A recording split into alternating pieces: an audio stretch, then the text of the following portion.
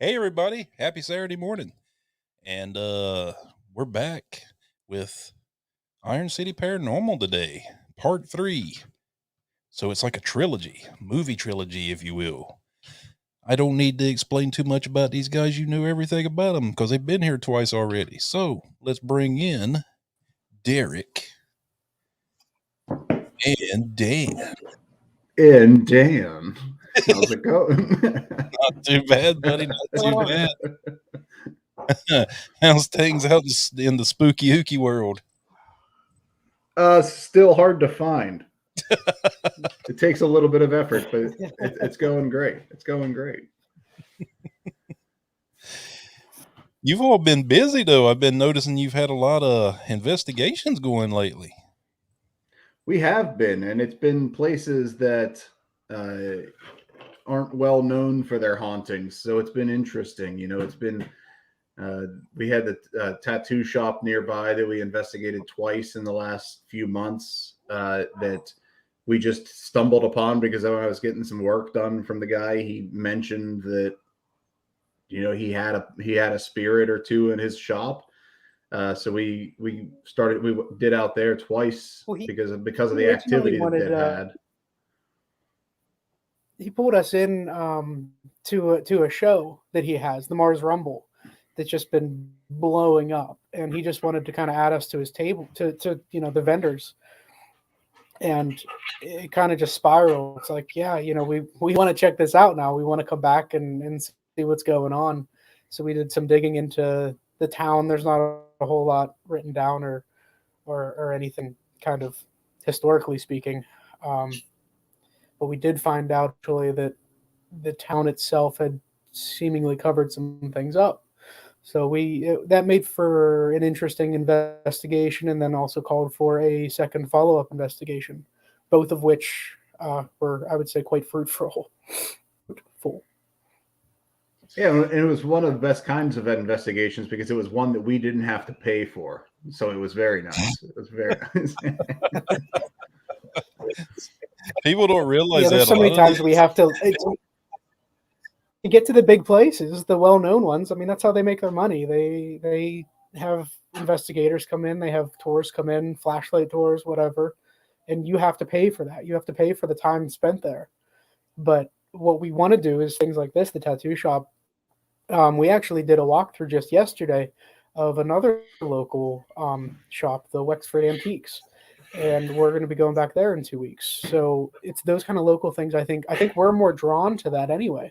There's more of like a unique energy, and these people actually they want to learn more about what's going on and their histories, and we want to help. We want to just kind of keep opening those doors for them. And the big places that you pay money for, everybody knows about them. There's nothing that's unwritten, nothing hidden. There's nothing. I mean, it's there. You could write a book on it. There's obviously books written on all those places, but these little places are just they're so unknown. There's a certain mystique to them, a certain energy to them, and those are definitely the kind of places that I think we're more drawn to. That I think that we would want to focus our attention on moving forward. Was the history that you found with this place, the surrounding area, I should say, was it more ominous than you expected it to be, or was it, kind of tame and just? I guess No, what I'm so asking was more of a darker history, or was it kind of like there's yes, something here, but it's not as. no, it was a darker history in the fact that, I mean, especially in today's day and age, there was a very strong history that people covered up with racism, with KKK, with those kind of things.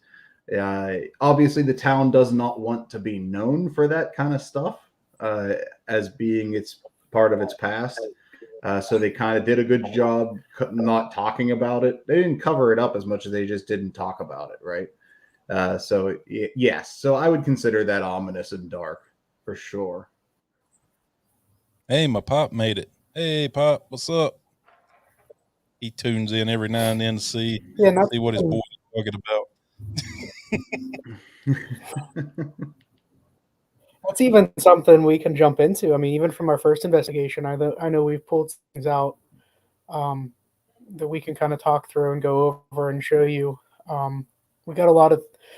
We tried to debunk a lot of things our second time around, and in doing so, we actually found more anomalies. We were really unable to debunk a lot of the things from our first investigation, and just grew the second time around. And we got in the first time was a lot more verbal communication, but the second actually it was nice because we limited our devices a little bit and had we had a sensitive actually video call in from Bald and Bonkers, and he was able to point us in some other direction. So we didn't use our spirit box, phasma box, those kinds of things. We relied more on Dan and Dakota's sensitivities, and I think because of that, it was different. It was a different environment, but we were able to get some good stuff on video and pictures that way.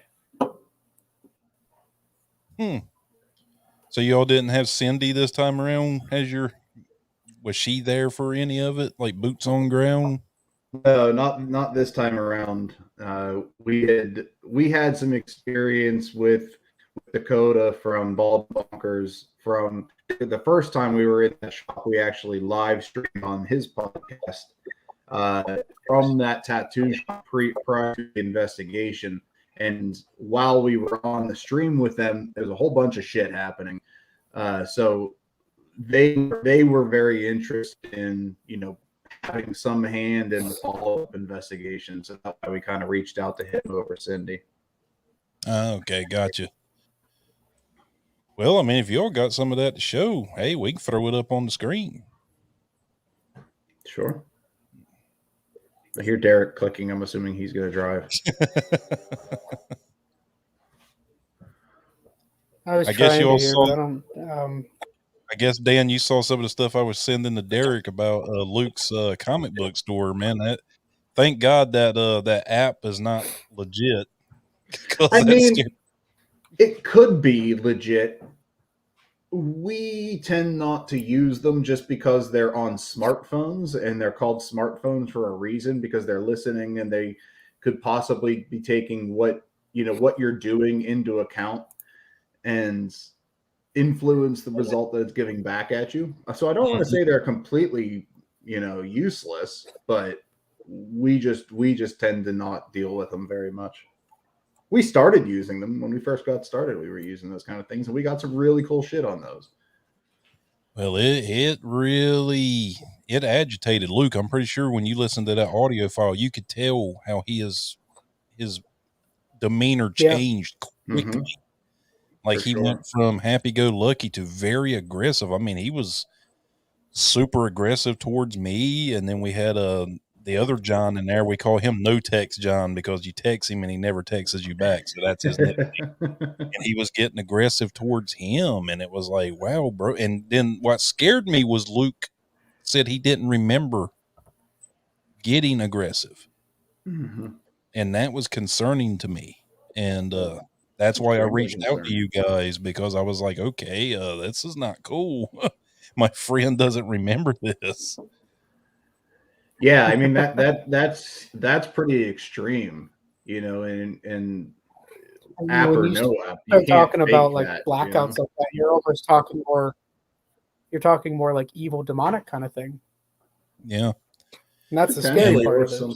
Something just like took hold of him, especially if he was aggressive. I mean, that's usually not a bad, like a nice person that'll do that to you, Well, according to a couple of the Hawaiian paranormal researchers and stuff here, where his particular comic store is located, or where the shopping facility is located, there is, I can't quite think of the name, and I probably would butcher it if I could, but there's like this pig god there is what they call it. It's like a humanoid looking guy with a pig's head, basically.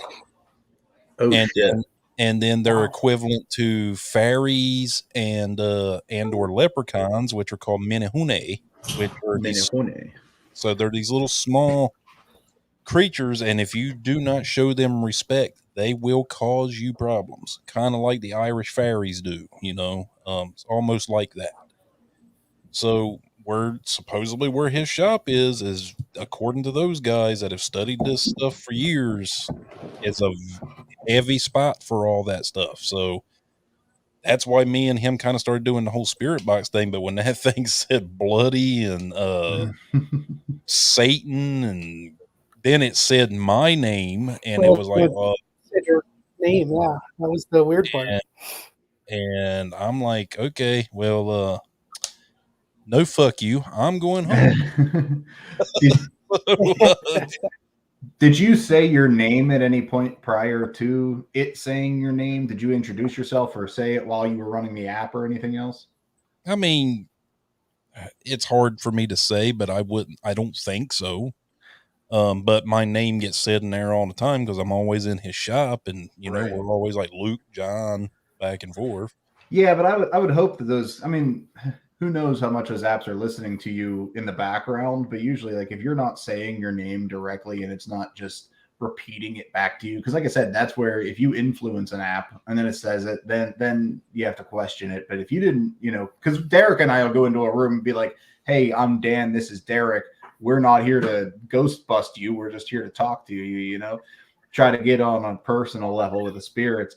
So if you didn't do that, and still repeating your name back, that's pretty credible, I would think. Yeah, I came home, and then the next day I just kind of went through my apartment. And I know, Daddy, you're watching, so don't judge me, but I've had personal experiences with this crap, and I don't know how to explain it.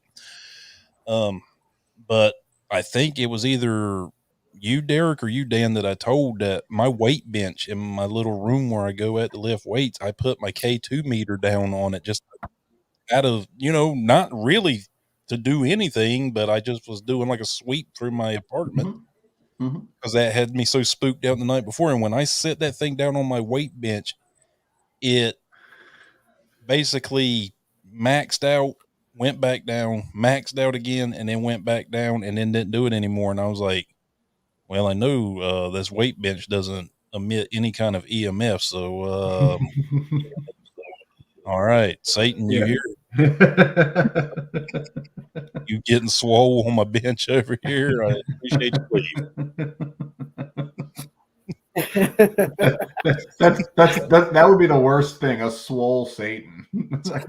I can take a little strong Satan, but the swole one I want to mess with. What's up, Mandy? Mandy's our newest co-host on here. She couldn't make it today. She's trying to take care of some personal stuff. Or she just didn't want to talk to us. It's okay. It's more than fine. I get that all the time. Oh, you all were using the SLS. Yep.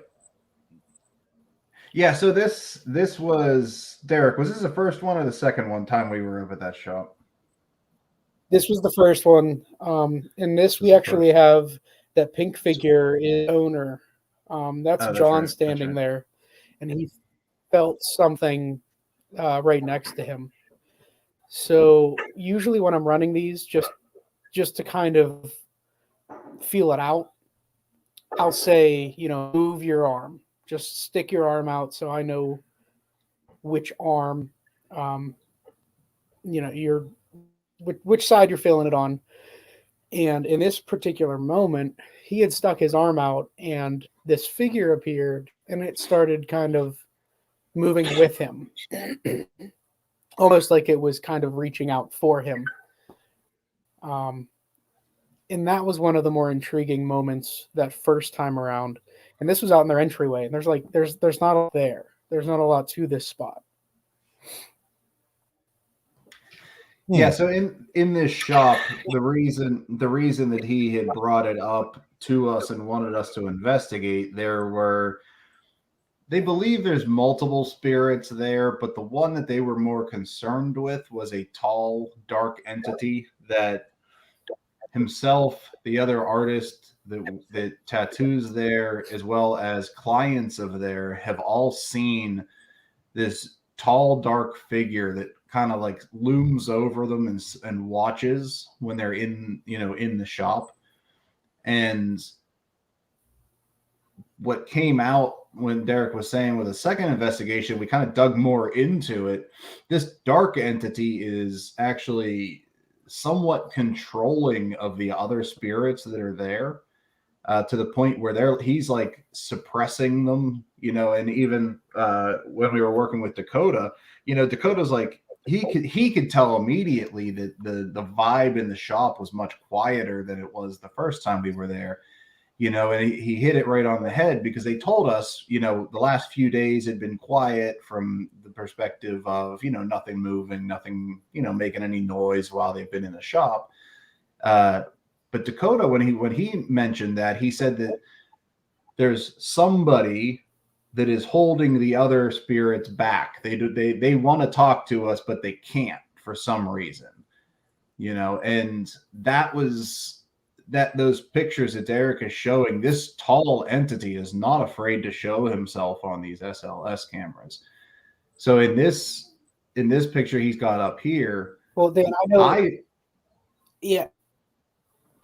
I know you like going through this, and this is where you were sitting right next to it and you started feeling it. You and I felt the darkness in the back corner there, and then all of a sudden this started appearing, and Dakota's sitting on that chair. I mean, on screen, but yeah. So this is within one of the rooms where this tall figure is most commonly seen.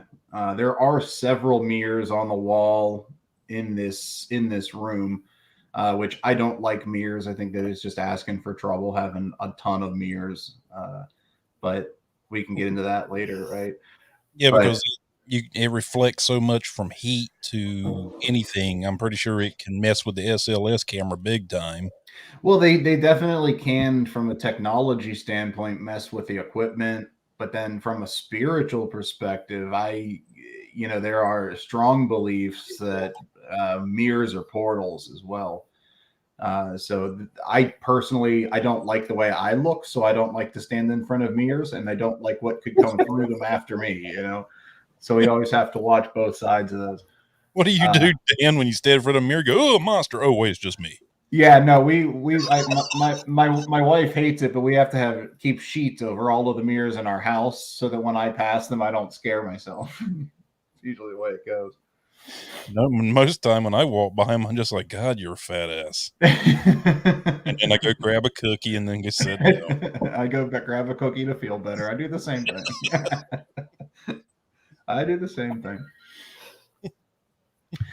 So this tall figure that Derek's mentioning, I was hanging out in the room next to the chair that the computer was sitting on with the live feed to Dakota, and I was attempting to communicate with a young girl in this location that was coming through to Dakota. We had picked her up previously, and the first time around, we actually all audibly heard her in the basement of the barbershop that's 2 doors down from there. Before we even had any recorders or anything running, so we didn't even capture it on a recorder. But that was a great moment, and I think right away that kind of had John, the owner of the tattoo shop, kind of his thinking here. Okay, I'm not that crazy. I do have something here.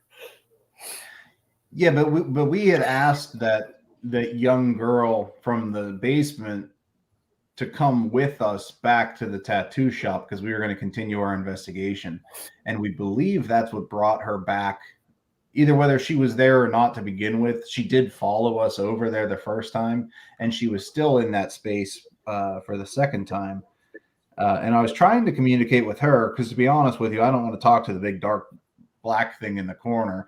I'd much rather talk to the scared little girl that's there than try to find out why she's afraid, like if we can help her in any way, kind of thing. So when we were trying to contact her, she was telling Dakota that she wasn't allowed to talk. She was being restrained from talking to us. And I just got this overwhelming sense of dread that went over my body while I was sitting in the room, and I could feel the air change in the room. And I said, Derek, because Derek was standing in the hallway recording these pictures. And I said, Derek, is there anything behind me? I said, I just feel this deep, dark presence behind me. And he's like, yeah, dude. He's like, I've got this tall thing standing right behind you, and it's like leaning against the chair. And when I say, I always tell Derek, like when I feel like there's something around us or feel that there's something trying to interact with us, I get these pins and needles feeling on my back, from the base of my spine up to my neck. And that's kind of when I can tell that something is around us. And I was just getting that feeling, and my whole body just felt like I was on Novocaine. It was just a weird feeling. And it That ended cold up, numbness. yeah, exactly. And it got to be more intense of a feeling as that taller figure approached me, because it did end up getting very close to me, and touching me, and I could feel the sensation, not like a pressure, like a touch, but I could just feel that change in my body when that thing was reaching over at me. And I'm not looking at this screen. I don't see any of the stuff that's on here. I'm going purely by Yeah, sensation. on the opposite side of right. And so I can kind of map these things, and I can only explain in so many words, what I'm seeing, what's on my side of things. So visually I can see everything that he's explaining. And it's just one of the it's an aha moment. Like, okay, Mhm. what you're saying, and you can't see this, matches up with what I'm actually seeing, and I can't feel this. So it's puzzle pieces at that point. Sure. And, it took, and it got to the point where I was starting to feel that I wasn't well enough protected against this man or this large thing. So I actually had to, Yeah, and to your point assert there, myself we actually back to we him. jumped. We didn't really go into this prepared as well, not as prepared as we usually are. While we're doing our setups, we usually will put our pendants, crystals, whatever on us for and a little bit of a layer of protection. And I think we got so friendly with John, and I know Dan has um, getting his tattoos there, but we just kind of sat there and bullshitted for a little bit, and then it's like, oh, we got to call Dakota now, so we just jumped right into everything. So I don't think that we were as spiritually prepared as we usually are going these things. So I do think that I mean exactly what you were explaining. I do think that did play some part of it.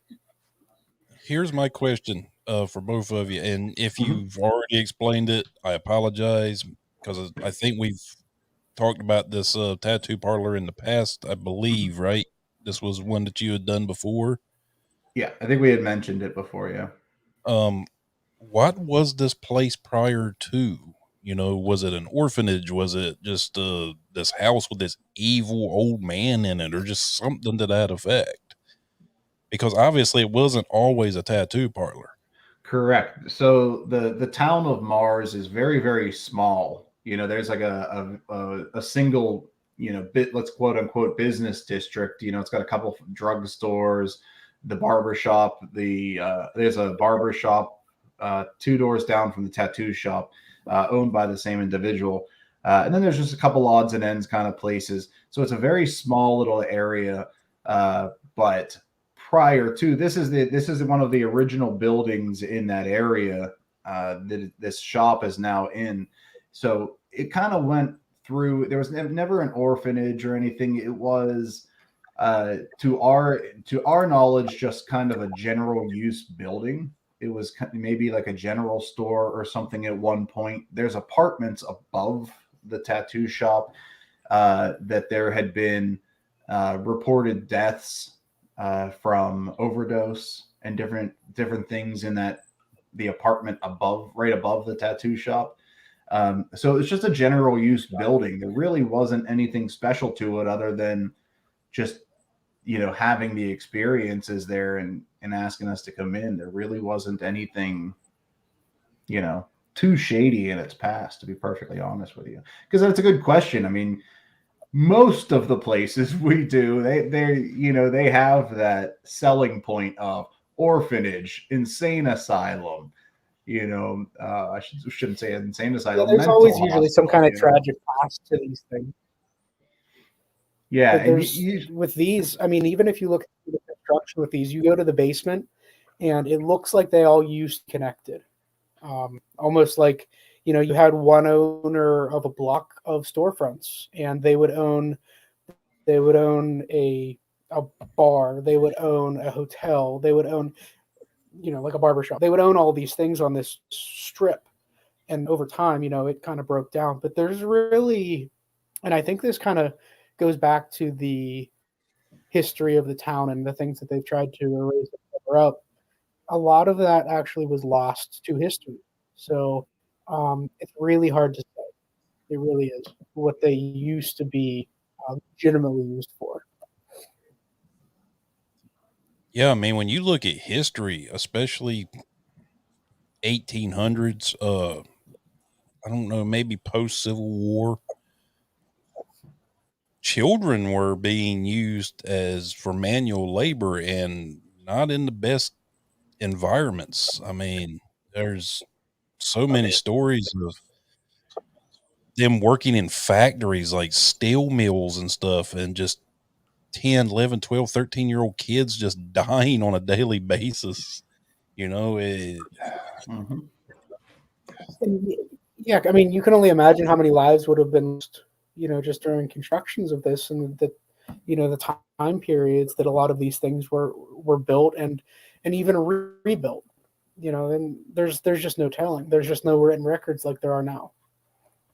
And what I'm saying is it makes me feel sad because you've got an entity there, this big, massive entity, and it's just looming over these poor, I'm guessing, children that you've got in this building that just want to be left alone and at peace, and they don't want to hurt nobody or harm anybody. And I guess they kind of enjoy being there with the tattoo artist and stuff. I guess they're accepting of them and don't mind them, but the big one is kind of the alpha in all of this. Yeah, and the more we investigated this location, the more it's coming out that we believe this little girl that was either a slave or a servant in some way. We believe she was sexually abused. She was in her, when she was alive, she was abused. She was possibly sexually abused by what Dakota was telling us. And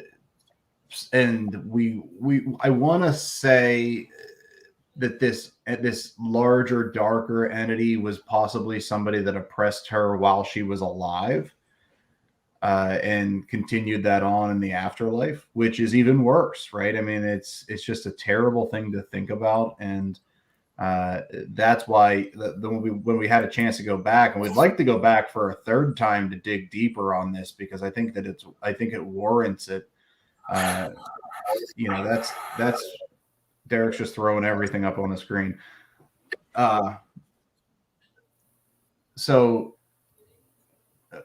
did you?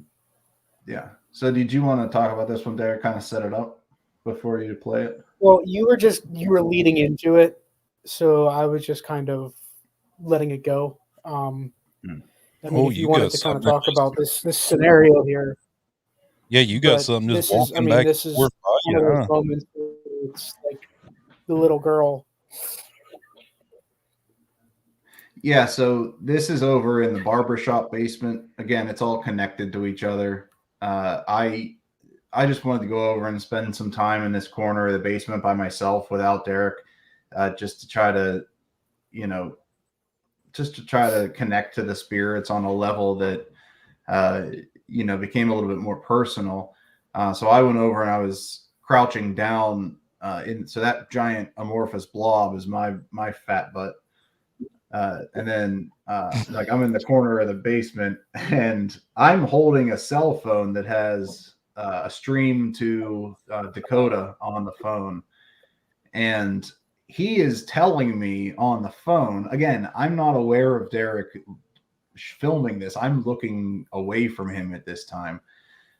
And he was telling me that he felt like there was something walking around me or that there was something encircling me. And we did pick this up on the thermal, where you can see that anomaly walk in front of my heat signature. And if you could, I don't know how good you are at stopping this, but where we look at these thermal images, and you can see a color difference. And one of the things with this is there's really no, I mean, at least there's not a major difference here. The biggest thing is this strange distortion of this video, of this image, of whatever this is. This seemingly this young girl. You can see the top of Dan's head is not distorted, but you can see this distortion in front of him, almost going back and forth, and that's what caught my eye at first. And just so you know, I have like a 30-second delay. It's really weird. So if you tell me to like, you might want to. I don't want to run this or not, but like if you want to run something, I was trying to circle what you were talking about before, and it really wasn't working that well. Well, to explain to some people with the FLIR, I'm not as experienced with using something like this other than thermals that I've used in the military, but I can tell you the technology is kind of the same. And what's going on with you, Dan, is not something that happens normally with a thermal night vision or anything like that. If it did, that's normally a malfunction, or there's something else there around that person. That's not a normal thing. I mean, in my experiences of using anything thermal, I've never had anything like that. Just exactly. Yeah. So, as you know, John, if you've used them in the military, I mean, thermal images, they work. They don't work on visible light. They work on infrared light. So they're actually parts of it all comes back to that. The same thing that most of our equipment comes back to, which is the electromagnetic spectrum. So this infrared light functions on the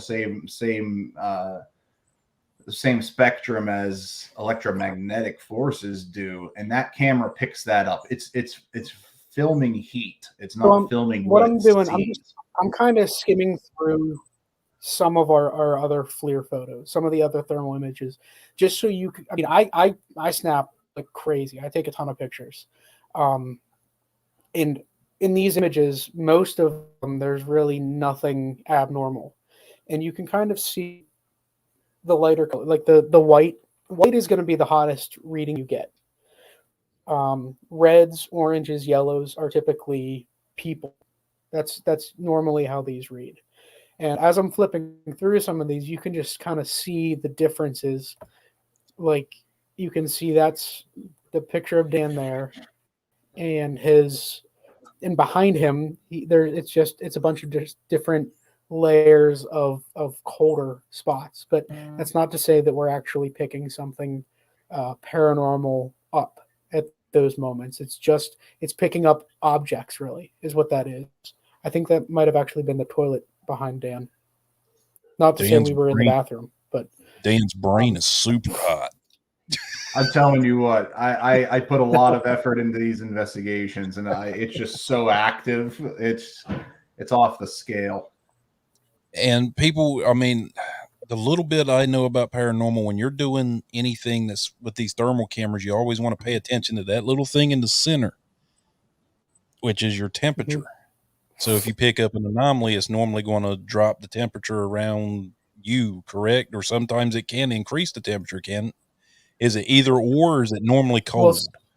Well, it can do either. It's normally colder. But what this does not is it does not do ambient temperatures. So every time you point that at something, you're picking up the object, the person that you're seeing. It will not pick up just the general room temperature. We do have another tool for that, though, to kind of compare and contrast. Yeah, I think the temperature that's displayed on the screen is the temperature within that crosshair. So it's exactly in the center of it is what it's telling you. But yes, to answer your question, typically paranormal or entities or something, they do show up colder, because they're using the energy that's around them to manifest, to do things, to to be something. In the theory of what ghosts are, if they're fully made up of energy, which we believe they are, they have to take energy from the environment in order to be something.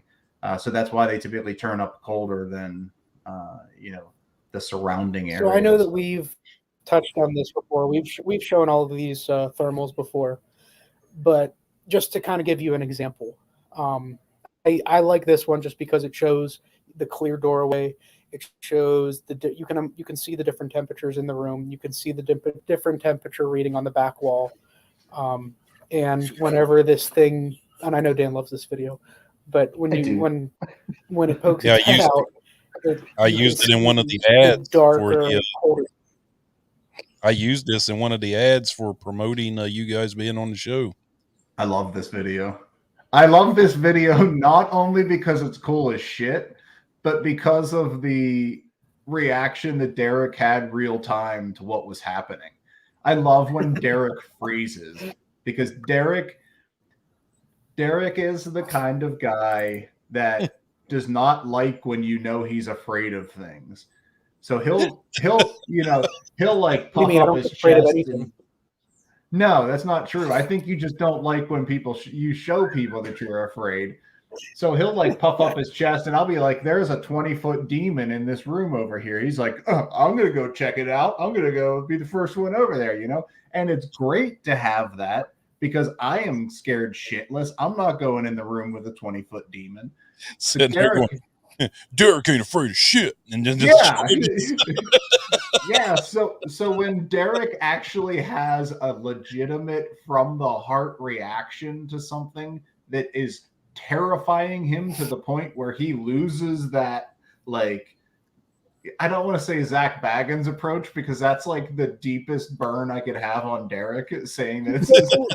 Don't say that. It's a common cool thing. Yeah, don't ever say that. The common cool thing, and I'm so sorry if that came to my brain. He's got kind of the Grant Wilson and Jason Hall's approach, where yes, that is a much better comparison, because that is not completely insulting. But so Derek, whenever that happened with that guy in that doorway, he froze. I mean, he didn't know what the hell to do. And I love that. Like, I love whenever he's afraid. I know that we might be getting off on some kind of like tangents here, but talking about real-time reactions to things, this is one of the few moments, and I don't think that we did not show this video last time, but this is one of the moments where Dan was actually holding the camera. He wasn't necessarily the communicator at the time. I believe we actually had one of the sensitives from the building being the main focal point, and Dan played my role, and he stayed so calm at this point, and he's just like, he's reaching over me. He's like, "Dude, look at this. What is that?" But then, back to what I do best. I was the one that went and chased this thing. Yeah, that's it. What is that? Eyes? The fuck?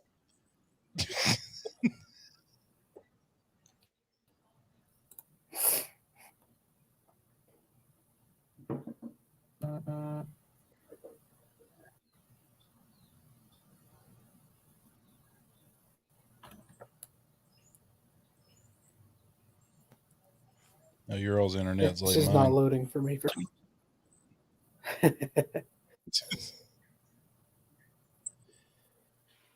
On a lighter note, though, I can't get it out of my head of thinking about Derek when he sees something like that and he just starts windmilling and running towards it. Just swinging. Yeah, maybe you want to try to run this, because for some reason it's just not working for me. So I'll stop sharing. Yeah, that's fine. Just gets there and goes.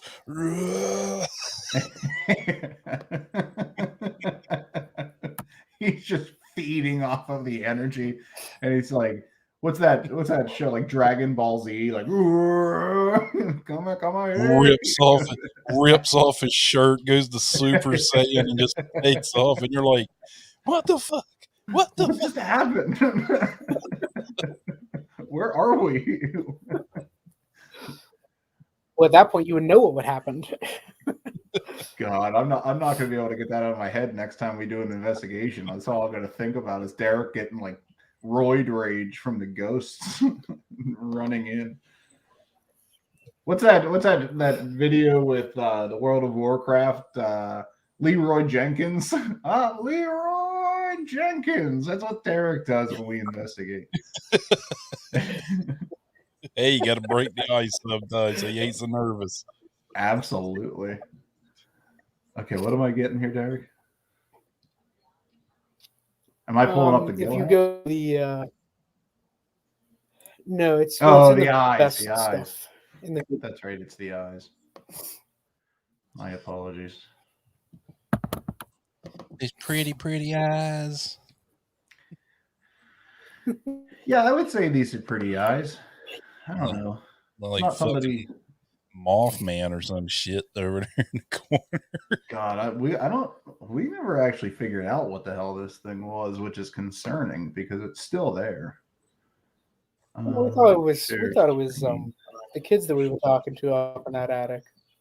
No, if you remember, she said the kids were behind. Here, we'll set it up. I don't want to bleed into it too much here. But okay, can you see the screen?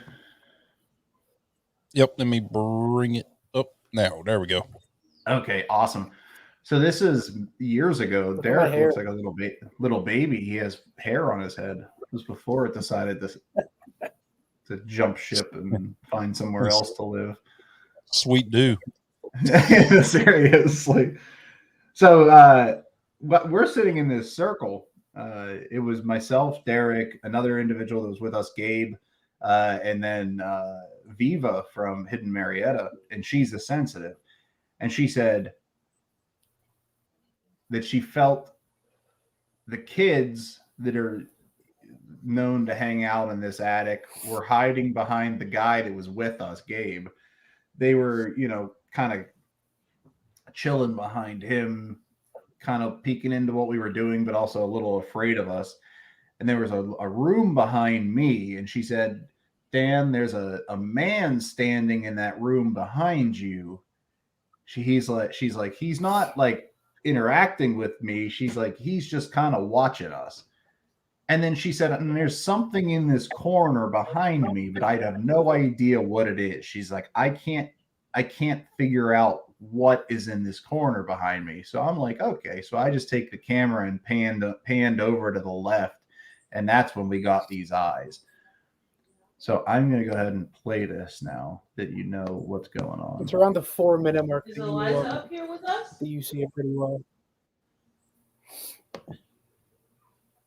Yeah, so this is when Gabe was singing Wheels on the Bus in the best Pittsburghese accent he could think of.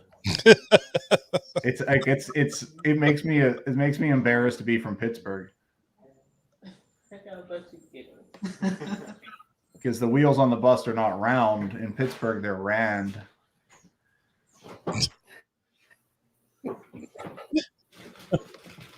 Okay, so this is when I go over to the corner. Yo.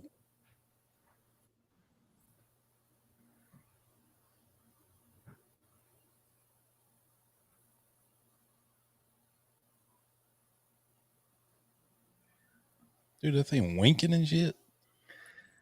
Yeah, so there's a column just to the side of that it almost looks like it's peering in and out.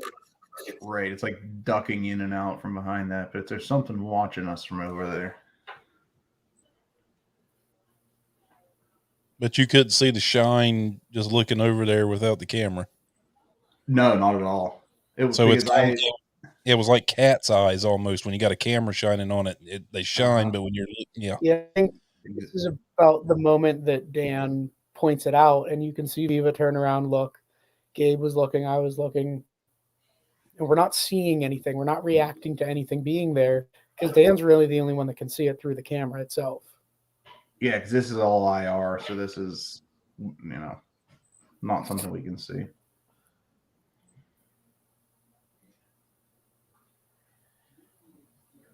And we watched this thing because, like Derek said, it was like the 4-minute mark. That's when Derek comes over and looks behind the camera to see what was going on, because I was starting to question what the hell it was. And I kind of needed somebody to go investigate while I was holding the camera. Naturally. So then you'll see. Yeah. I'm like, Derek will do it. Wow, dude, that thing just gets so intense and then it just kind of backs off. Mm-hmm. So we were thinking maybe it was, because if there's a mirror over there, this is essentially like an IR flashlight that has a beam to it. So if there was a piece of glass or something over in the corner that was reflecting off of it, could potentially throw those reflections back at us. So then Derek eventually goes over and he's looking with his flashlight, trying to see if there's anything over there. And there was nothing over there, Derek, from what I remember. It was just boxes or something, and it was the corner of the attic. I was actually thinking that it was some kind of, like, it was a bird, a bat. Thank God it wasn't a bat. Derek's terrified of bats. There was no... Yeah, at first I would be like, okay, is that maybe a cat over there or something? Just different things. Any kind of animal, because just about any animal I've ever seen with night vision, their eyes always put off that shimmer. Mm-hmm.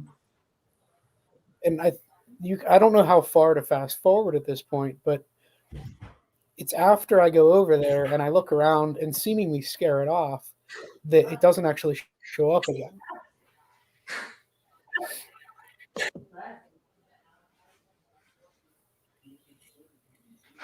There's Derek's butt. You're welcome. Nice ass, man.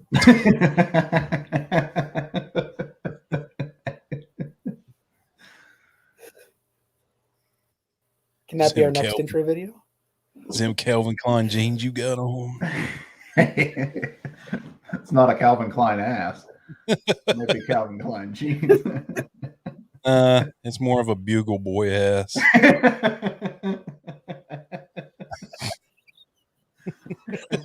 Never had so many guys look at my ass before. Don't worry, Derek. You have. You just don't know about it. Where they just drive up and goes, that Bugle Boy jeans you got on? Yeah, they are. And then they just drive off. Leave you in the middle of the desert to die. Yeah, so then, like Derek said, he goes over and investigates. There's nothing over there, and whatever it is went away. But that was actually one of the first all that I found was about. Yeah, that was one of the first investigations we did as outside of the original one with the bachelor party. I think this was like one of our second or third locations that we ever did. So we were kind of not like fully equipped. Yeah, we weren't like fully equipped with our full arsenal of equipment at this point. We just had, simple full spectrum camera, and I don't even remember what else. It was very little as far as what we had. Did you all pick up any EVPs or anything at that point in time, or it was just quiet? Yeah, we got a lot, I think. Like the slave quarters, I believe, or service quarters.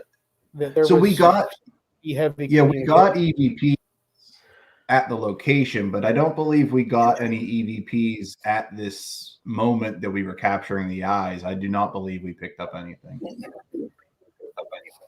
Just the location in general we did, but no, not at this point.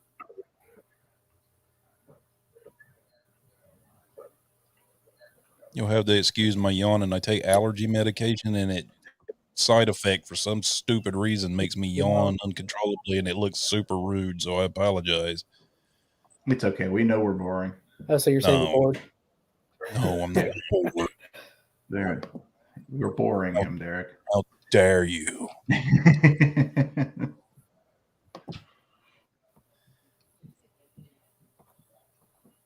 No, because it's funny. I'm allergic to cats, but I own a cat. Ain't that kind of an oxymoron? My wife's terribly allergic to dogs, and we have 2 giant ones that like to shed.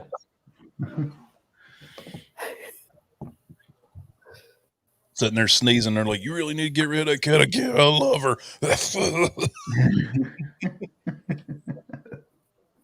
Come here, Snookums.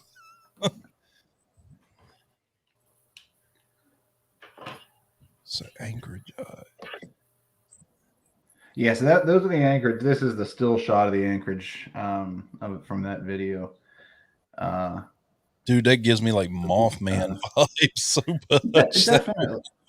It definitely does. And I don't, like I said, not knowing what the heck it was, again, because we were so inexperienced with the whole thing, I wish we would have dug a little bit deeper into what that was. But I'm sure we'll be back at that location. I mean, we have been back there since. Yeah, we went back once already, and that's actually where we got like that woman up in the tower picture. But yeah, I don't think that we really ever captured anything that looked like that at that building. But yeah, sorry to get off on that tangent. I just thought, nice reactions, and it's not often that we dig into that side of things and talk about that. It's more evidence side, Yeah, I think we showed this the last time, but this was the woman in white that we saw in that attic as well. This was not that trip. This was a return visit. And any of y'all are having trouble seeing that, just look right into the center of the photo, and just look at it and block everything else out around it, and it's almost like you're looking at somebody that's just dressed in white, and they've got one of those what do they call it? Like a veil. Yeah, like a veil over them. Mm-hmm. Which was very common at that point in time as part of the burial, wasn't it? Putting veils on people. Yes, it absolutely was. And we believe so. This entity or this spirit has been seen many times by people that have just been at the location for tours and things. There's multiple people that have said that there is a woman in white that they have seen walking around the location, and this was up in the watchtower of the mansion where I believe we captured her. It could just be light blur or something, but I do believe that it is the woman in white at the Anchorage. So here's a question: was there ever any kind of historical documentation of a woman that was ever up in that tower, maybe looking out for her husband returning, somebody returning? Because those old watchtowers were basically used as a way to, especially where I'm from on the coast, you had a lot of houses that had those old, what they call crow's nests up in the top. And a lot of the old wives of sailors would set up. Similar to what it was. Where you kind of just you ascend the stairs, and it's basically a platform that it's a beautiful view. You can look out around the entire city, and especially at night, it's nice and lit up. And I don't remember her name right off the bat. I don't know if you do, Dan, or not. Eliza. But wasn't it Eliza? Was it Eliza? That was okay. Yeah, I believe you're right. Who had actually had this house for her.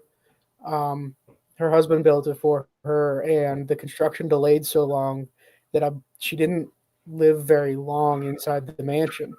And she actually passed away inside of it. They had her funeral in it. Her body was laid out in the parlor area, and she basically just said to the house and look out longingly. She's been seen in this watchtower before.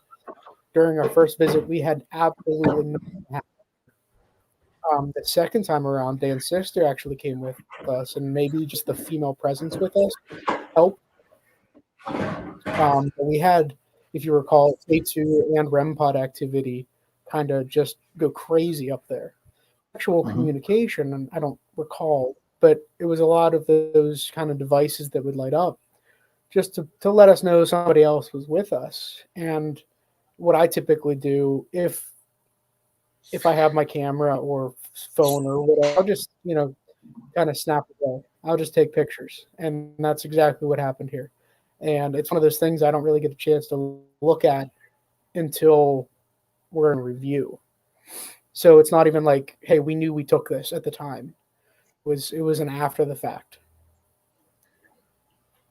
And guys out there that's watching right now, if you don't know what he was talking about with a REM pod, and correct me if I'm wrong on this, but it's kind of like a motion detector for paranormal activity. You set it on the floor, and it works in like a 360-degree radius and just picks up EMFs and different things like that. If I'm correct. Yeah, so it's exactly Yeah, that. there's actually. Boy, your delay is killing me. Go ahead. Go You ahead, go Dan, ahead. you're No, go ahead. You're good. no.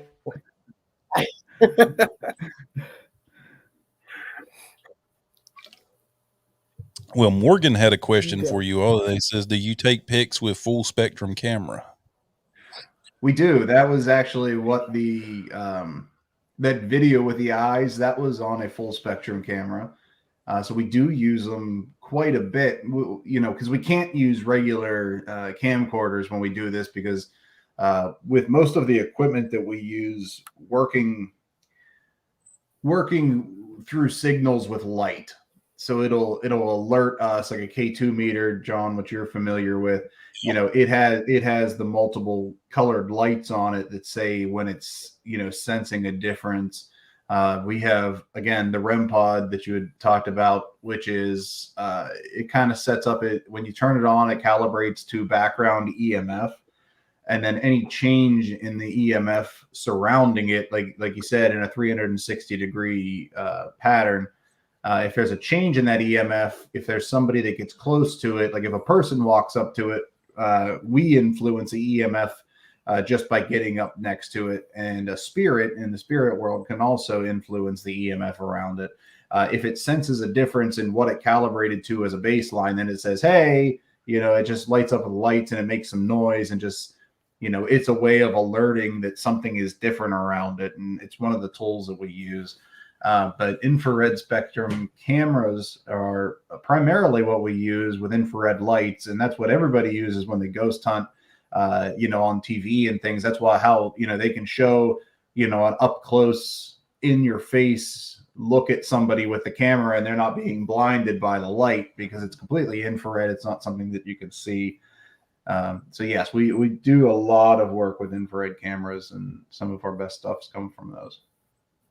I think what he was probably asking is he probably has watched where Ghost Adventures, they use these cameras that I guess they call them full spectrum, but whenever they snap pictures and stuff like that, in a completely just pitch black room, and then it ends up looking like it's daylight in there. Mm-hmm. Mm-hmm. And I think there's a difference, and But there's a few different kinds like that. Like a full spectrum camera, more often than not, is going to give you a pinkish red hue, more purple probably. What we mainly use, like Dan was saying, is more of the IR based night vision lights. That mainly picks up more of the shadow eyes that you saw there. The full spectrum is kind of like putting a FLIR thermal image up against a night vision. So of a combination. It's essentially a filter at that point. It bases things off of different lights. But yeah, like Morgan's saying there, with the ultraviolet, that's why you're seeing it as purple. And more often than not, those are just filters, and they all seem to come out differently depending on what camera you're using. Now, our cameras aren't specific to this. We typically use filters. We use settings because those cameras can be very expensive, and we don't have enough arms. But we typically use a camera that has different settings for different options. Yeah, well, maybe if you got some of these call entities that we were interacting with to carry cameras for us or something, that would be a big help because 2 people can only carry so much. We got to be friendlier with these things and see if they'll help us. Yeah, Derek, you can't be windmilling towards it with your shirt off. Seriously, quit scaring them away. Ask for their support.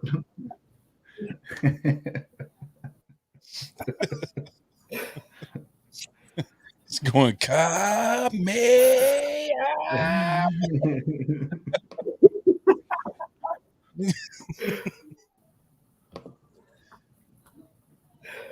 Let me bring that back up. I guess Morgan was saying full spectrum uses infrared and ultraviolet. Yeah. Yep, exactly.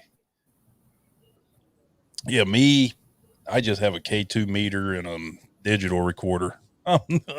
And I mess around here in the house with it. That's the extent of it. But K2 meters are actually used by expensive. Yeah, K2 meters are basically used by electricians. I mean, when I worked as an electrician, we used it to figure out if somebody's ceiling fan may be putting off EMFs and stuff. So maybe we want to change out that ceiling fan because until recently, most of these tools that we use, that ghost hunters use, there's nothing that's been specific to ghost hunting, to investigating. It's all been something else that has been tweaked for this.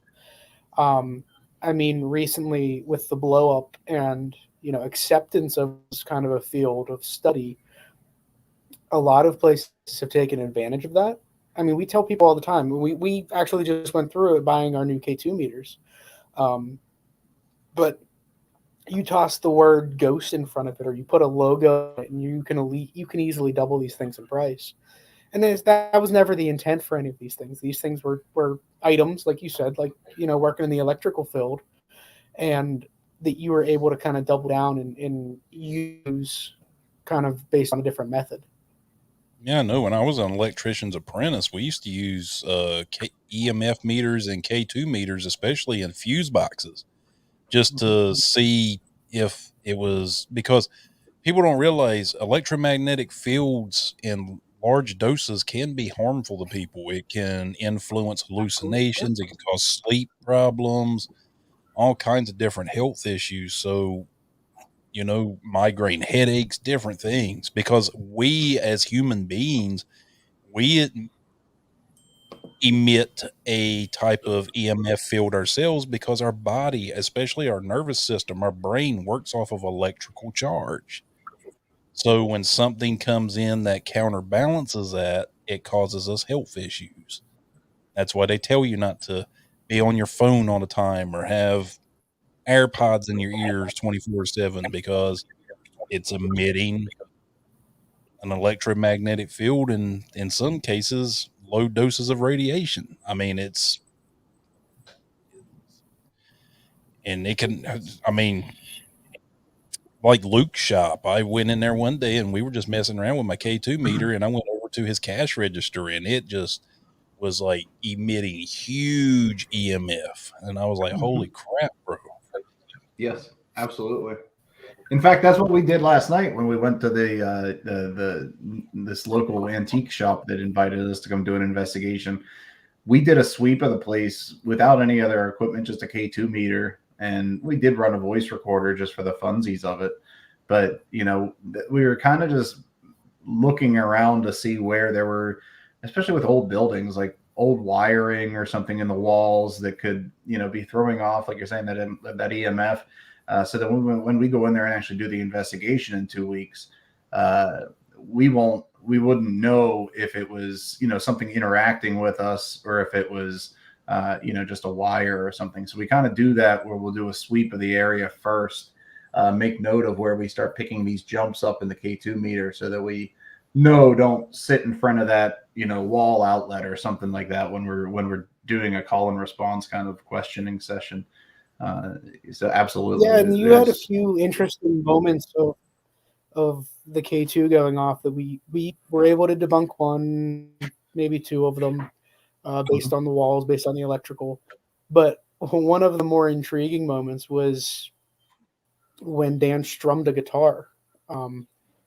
out of nowhere, the K2 went off. Like, it's an antique shop, so that's part of the.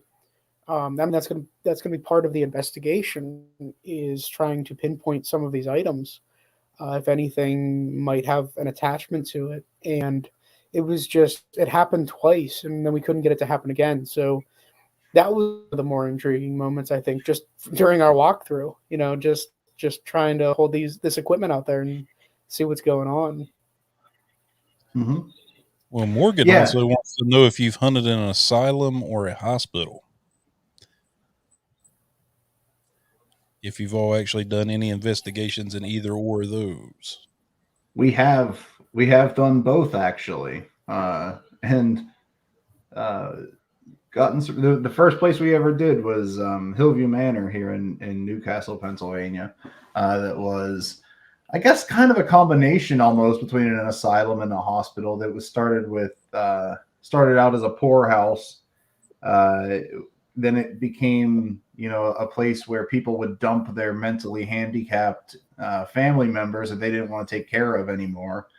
And it was, potentially very poor conditions and not a place that was, great for people to hang out in. And then it turned into a skilled nursing facility. So it was almost like a little bit of a both kind of thing on the asylum and the hospital. Then we've also investigated Trans-Allegheny Lunatic Asylum in West Virginia. We had some really cool stuff happen in there. There's a lot of places in the tri-state area of Pennsylvania, Ohio, West Virginia that are, much more in the hospital thing. I think we did the Wildwood Sanitarium up in New York. So yes, definitely have investigated those. West Virginia, yeah, even has infamous prison there too. I can't remember the name of it. And Moundsville. Yep. Yeah, we did that a couple of years back, and that was actually one of the scariest things I had ever had happen directly to me in that jail. Yeah, right. Talk about your reactions. Yeah, you ever see a 300-pound man fall backwards? Because they did. So in the infirmary, we were. It was Derek, myself, and Gabe was also with us on that one, and we just started the investigation. We went up to the third floor, which is where the infirmary was. And there's a long hallway of just exam rooms that when it was an active prison, that have prisoners in there for any issues. And for some reason, as I'm walking down this hallway, I felt compelled to go into this one room on my right. So I, turned and went in, and Derek and Gabe are walking behind me. And I said, I go into the room. And as I walk into the room, I just get, it's pitch black. I can't see shit. But I just feel like there's some large being that just comes running directly at me. Did you ever have that feeling like when you're watching a video where there's a baseball that flies at the camera and it makes you jump just because it's that feeling that there's something coming at your face? I had that feeling of just this something coming directly at me. And as I had that feeling, there was these old metal frames on the wall from some old x-ray equipment. Like what you get with the dentist's office where they like put the light down on your face. They obviously took the x-ray equipment off when they decommissioned the prison, but those arms were still on the wall. And as whatever it was came rushing at me, it forcefully threw that metal arm against the wall and smashed it against the wall and just got right into my face and scared the living hell out of me. And, I would never forget that, because Dan comes running out into the hallway towards me and Gabe, where I'm like still in the process of setting up this little camera. And I mean, you can see it. You can see him like fall back out of the room. And it was kind of a frightening all around moment for all of us. Yeah. And I pooped my pants. So then we had to go get new pants and everything else. It was a bad time. That's the same prison, I think. Was it Ghost Hunters or Ghost Adventures? One of them two caught it what looked like this mass that just runs down that catwalk and then turns around and disappears. And then it comes back and does it again. Was it in that area? That's Ohio State, I think. Maybe Yeah, I've got I'm not. Up on the catwalk where yeah. That sounds right, because Ohio State's much more open of cells, so you can actually see catwalks there. Moundsville's like floors of prison cells. Okay, so was Moundsville the one where they supposedly caught the shadow guy in the doorway? Is that one? I'm probably getting the episodes that's the one mixed where up. there's that infamous tall figure at the end of the hallway there. But my father's from West Virginia, and he knew people that had done time in that prison, and there's stories, guys, like prison guards would turn a blind eye to inmates murdering one another. I mean, it was just that brutal in there. Or prison guards were murdering inmates. I think that's the one that had the infamous sugar shack down in the basement. Yep, that was exactly it. And they drug a guy down there and beat him to death. Mm-hmm. Yeah, we did an investigation there. We actually didn't get anything in the sugar shack that I remember, but there was nope, not down there. It was very disappointing because we had high hopes of that, but we did in the chapel, and they had just recently opened the chapel, if you remember that. Mm-hmm. Absolutely. Yeah, that prison's pretty neat. There's a lot to that. It's a huge place, so it's going to take a couple investigations to cover all of it. The problem with that place is, we were talking about at the beginning of the whole thing, is that it's so stinking expensive to get in there. Like it costs. I'm pretty sure you got to wear respirators in there because I'm sure there's asbestos in that fucking place. I mean, it's got to be. Oh yeah, I mean, I'm sure we didn't wear respirators, but we also don't expect to live long for the stuff that we do. But no, we should probably be wearing respirators at least. And now we have all these face masks we could wear, because that was before COVID and everything else. We should probably be wearing that kind of stuff when we go in those kind of joints, because there's some old shit flying around there. Yeah, and it's what's creepy about Moundsville too. I think that's the one where the paint's almost like peeling off the walls, so it's like everywhere you look, there's like paint half hanging off the wall, and it's just that's all the places. Yep. Yeah, there is a lot of different places that do, but yes, you're exactly right. I mean, that place is just, I mean, they take care of it, but and you're all hearing noises and shit in there, I'm sure. Oh yeah, absolutely. If you have any interest in ghost hunting, Morgan, I don't know if you have yet or not, you really need to make sure you get into a prison somewhere. I mean, those places, they just had so many interesting people through them. They had a lot of people that were, not the best people in the world. So there's a lot of energy there. There's a lot of, just negative vibes, and you'll actually feel them as you go between jail cells. Even like you'll feel different energies in different areas, and it's a really cool experience if you ever get a chance to go. Yeah, he said those old places are full of black mold. Yeah, it's toxic. We have black mold issues here in Hawaii a lot. Oh yeah, I bet. The damp conditions here and stuff. So my shower, I have to wipe it down and clean it just about, probably like 3 or 4 times a week. If not, I'll start getting mold in the caulking seams and stuff. Oh wow. Just like that. So yeah, that stuff is no fun. Yeah, there's a point where this ghost hunting and like the places that we go, it can start to affect our health. So we definitely should be taking that into consideration when we do some of these places. Because I'll be honest, we don't. Right now, we just kind of walk in like jackasses and think that we're untouchable. But hell, we're both in our 30s. We got to watch it. They're gonna start getting old on us pretty quick. Yeah, well, I just turned 46, so you want to make it in our 40s, and then we can You don't look a day over 45, John, I'll tell you. Thank you, sir. Thank you. My kitty cat come out and started rubbing up against my leg and scared me. I was like, oh. That'll happen. Well, is there anything else you guys want to show? Or yeah, I forgot to say, Morgan's actually a film director. I am a producer on one of his films. It's Helvira's Haunted Asylum of Horror. It's going to be like I'm guessing it's going to kind of be like a horror TV show type thing, where like anthology type stuff or something. Oh wow, that's incredible. Mm-hmm.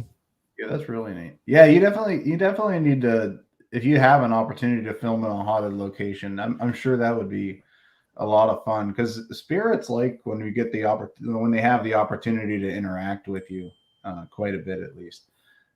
So even just being in a location, even if you're not necessarily ghost hunting, I bet you'll have a unique experience you can tell people about for sure. And you will be surprised what you'll catch on camera that you don't see with your naked eye. 100%. 100%. Yep. I mean, we went to St. Augustine Lighthouse, and I think I was telling you guys that story. Me and this other dude were looking up in the tower, the lighthouse tower, and there was somebody that comes down the steps, sits down on the steps, and we're just looking at them. And I wish I'd have had the wherewithal to have took pictures, filmed it or something, but I didn't think of it. So all I got is a personal experience and a story. And all of a sudden, the guy comes and the whole ghost tour's done. He turns on the light. And guys, I swear on everything that I love, whatever was sitting on them fucking steps disappeared when the lights come on. Mm-hmm. And the guy that was standing next to me looked at me and he said, "Did you see that guy or whatever it was sitting on the steps?" I was like, "Yeah." So we both seen the same thing, and then all of a sudden it was gone. And we were like, holy shit. Did we see the lighthouse keeper or something just come down and sit on the steps or something? Or I mean, so cool. And it's like, fuck, I wish I'd have been filming that or something, where I could have had that forever. Damn it. That's so neat. Oh, Mandy says that she has a video she's with. I'll give you their email, or you can go on the Instagram and send it to Derek and Dan. And it is, I have a video for them to see if I'm crazy. We love videos where we see if people are crazy, because we always send people videos to ask the other people the same thing. She said to see if I'm crazy, not if she's got a ghost. Well, either way, you send it to us and we would love to see it. So that's actually a really good segue, because we definitely need to plug our social media accounts again. I know we've done it on previous episodes, but for your audience now, so Iron City Paranormal on Instagram, all one word, obviously.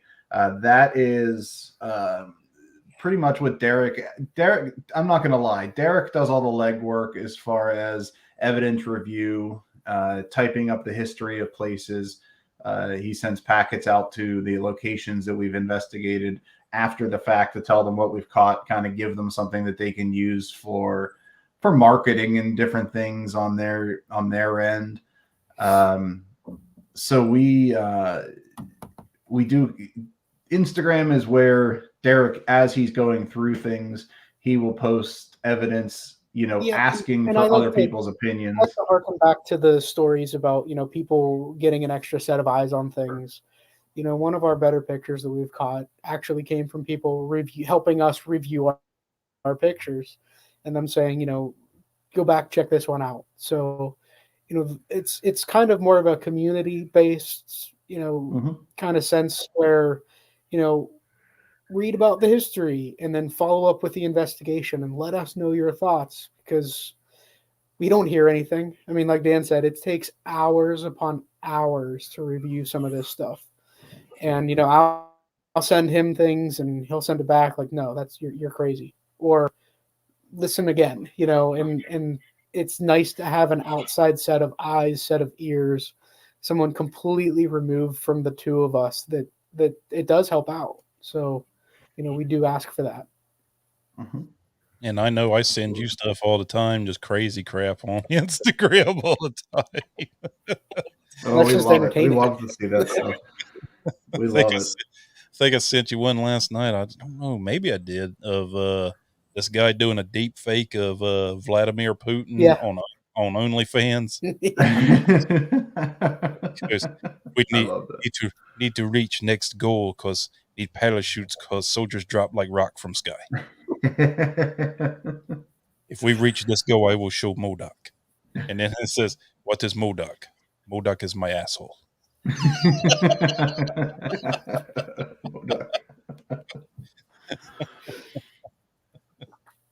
She Yeah, says, so like, we she no, go just ahead. asked this. She says, "You could only see the reflection in my TV."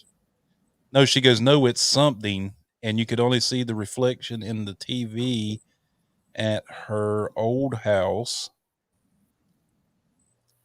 And the video was lost forever. And then, strangely, one day last week, it reappeared. Ooh, that's weird.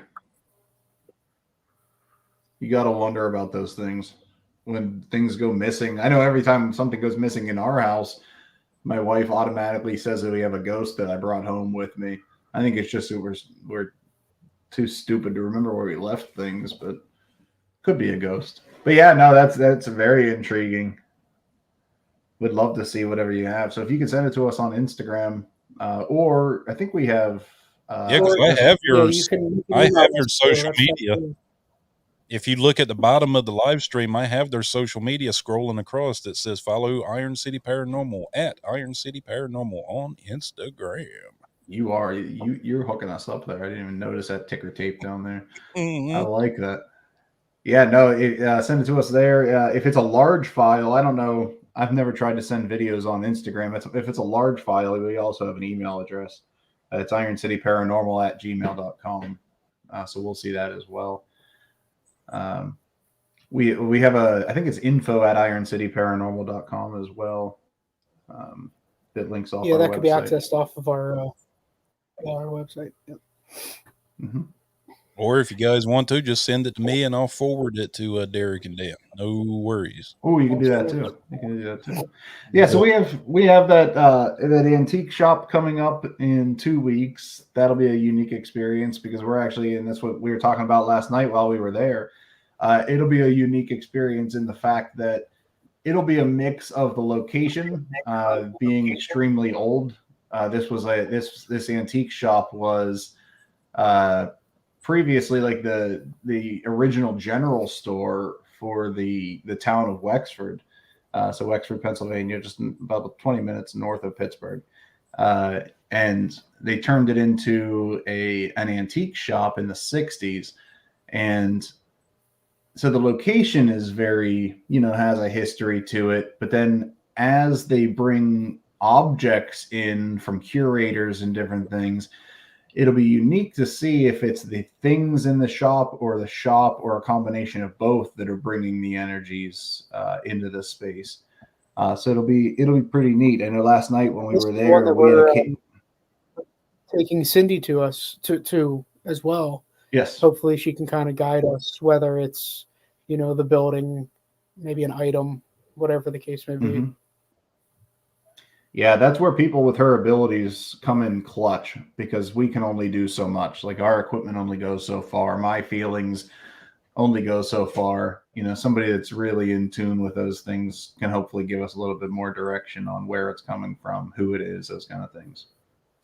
Yeah, I tried to get Cindy on today, but I guess she's doing something with the family. She's got a move or something to that effect going on today. So she had to unfortunately decline, but I am going to have a episode where it's just going to be myself and Cindy. So Nice. she'll be able to share some insight on what it's like to be a medium and what, how that probably was scary as a kid, Oh, I knowing can that imagine.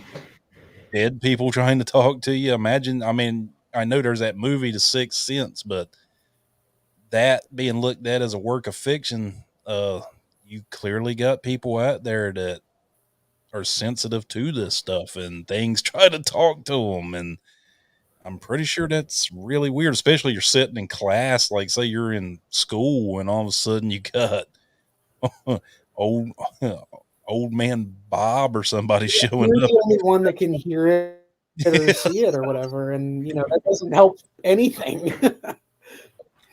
But Angel. I'll tell you what, though, if there's old man Bob hanging out with me while I'm in class taking a test, I'm going to ask him to go over next door and copy off somebody and come over and tell me the answer. That'd be like a really good way to pass school if you could do it. Yeah. I'd be all right with that. I can't read so good because I ain't got my prescriptions on, but it looked like A. It appeared to be an A.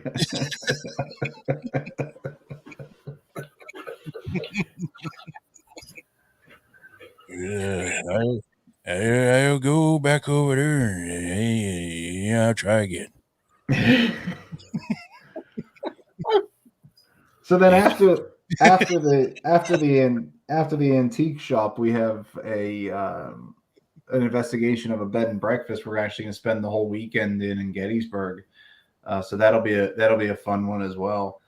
Cindy's actually going with us on that trip as well. We have a bunch of people going. Yeah, and this is a unique one where we actually used our social media to reach out to other people to help bring more people in and kind of get their eyes on it, experience this thing in real time, not through a TV show or our website or social media or whatever. So if you all want to do a live stream through us, just let me know when the day is and I'll set it up and I'll live stream it just like you all. And that way, maybe it'll generate, more interest in it. Cause okay. Yeah, that'd be cool. I don't mind. Be like, hey guys, they're going to Gettysburg. You might want to watch this because a lot of weird shit happens there. Yeah, we've done investigations there that turned out pretty lucrative. And you went one time and weren't even doing an investigation and got some pretty cool shit. So yeah, I mean it's got fifes being played in the background and stuff. Yeah, that's actually one of my favorite audio recordings we've ever done. I would say we've ever got, but I wasn't there for it, so it's Derek got. I'm still pissed about that. It's 2022. I don't know too many people running around with fives, just playing them for whatever. No.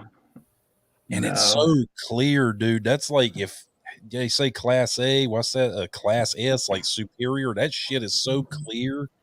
Because I had Luke listen at it. He goes, dude, is that freaking flutes and shit? I was like, yes. It's a five, actually, but close. Close enough, Luke. Good job. Yeah, so we're really looking forward to that one.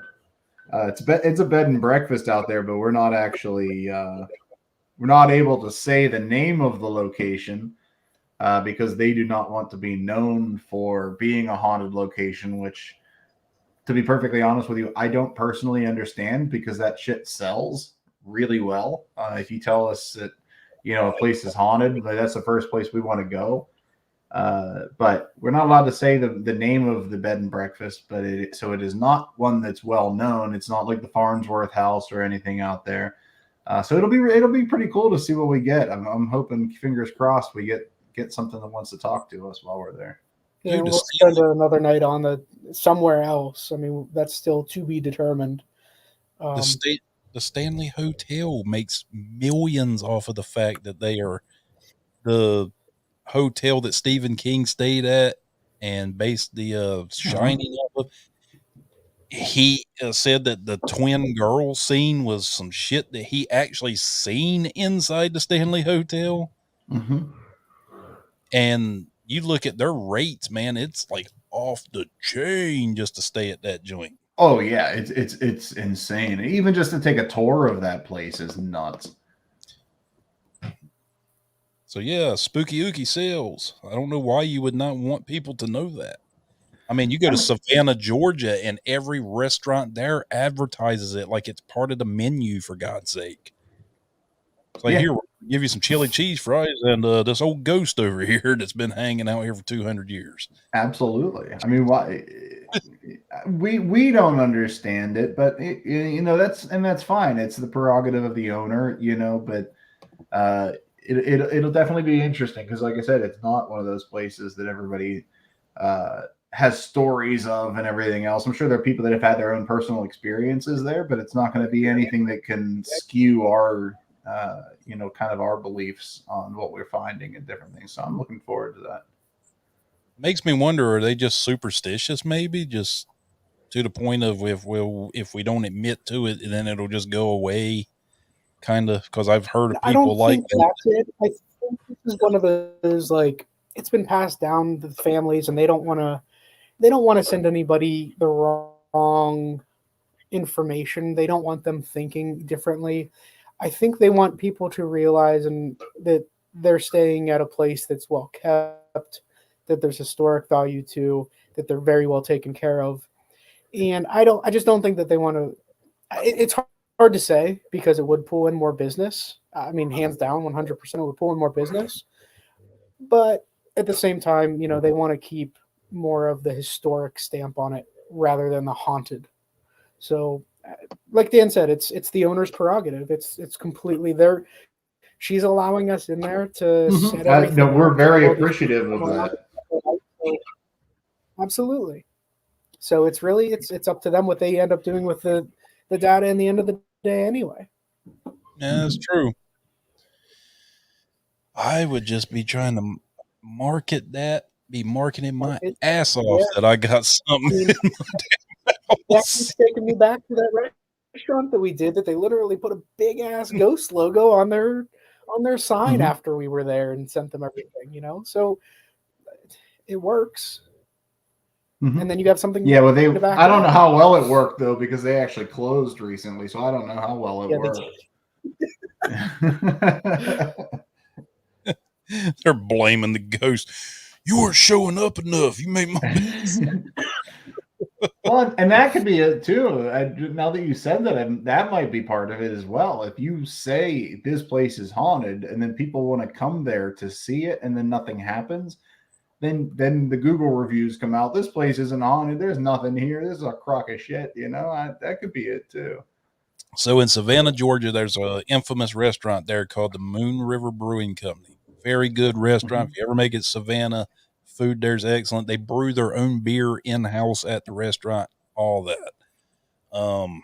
But it used to be a hotel that was destroyed in a fire, and a bunch of people died in there. And it's infamously haunted. I'm pretty sure you've seen Moon River Brewing on Ghost Hunters, Ghost Adventures, all that. So I go in this place one night, and there was always this legend of a ghost named Toby who liked to hang out in between the men's room and the ladies' room, kind of like a creeper type.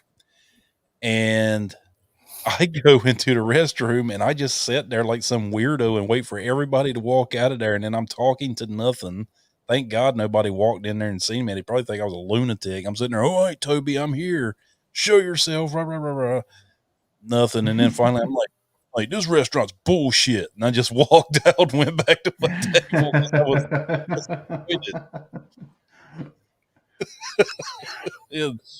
And my army buddies that were sitting there, they were like, what's the matter with you? I was like, man, the only reason I came here is because I want to see a damn ghost. I was like, and I went in the bathroom for 15 minutes doing nothing but talking to the air, and it didn't show up. I was like, this place is a lie. This place is bullshit.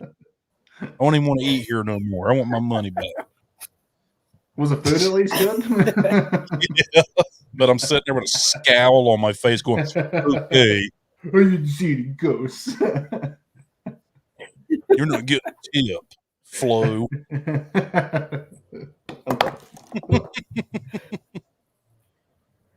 Yeah. That was when I was an idiot. Still am. Yeah. But not as much. Okay. It's endearing after you get over a certain age. But they had a ghost tour walking in there. This was another time, and they went upstairs, and you normally pay, right, to go on these ghost tours. Well, me and my buddy Weston Jones, he's from Virginia. We snuck in with this ghost tour, and we went upstairs, and they didn't think nothing of it, like we had been there with them all night. And then they leave, and me and him stayed upstairs there, and then me and him just looked at each other like, why the fuck we up here, man? This place spooky as shit, dude. Look. Because the whole upstairs wasn't remodeled. It was still burn damage and shit up there. Oh crap. Wow. Yeah, that would be creepy. And me and him are just looking around like, dude, I don't feel safe at all up here. Like, and there was a heaviness up there completely. And but it's just you see some of this charred stuff and soot on certain things. I mean, it wasn't like not structurally sound. It was just certain things up there were still have the markings from that fire in the early, I think it was like late 1800s, early 1900s when it happened. But it was just like, dude, people died up here where we're at right now, and this doesn't feel cool. I don't want to be up here anymore. And it was just an energy. If y'all ever get a chance to go down to Savannah and get to do that place, man, it's like I said, downstairs, yeah, it kind of sucked because I didn't get anything in the bathroom. But the upstairs was heavy, man. It was just something up there just weighed down on you. It was like just as soon as it felt like somebody was putting cinder blocks on my shoulders. Yeah, I don't like places like that. I mean, I want to go, but I don't like whenever you get that heavy feeling. Look at Derek. Derek's like, yes. Yeah. I mean,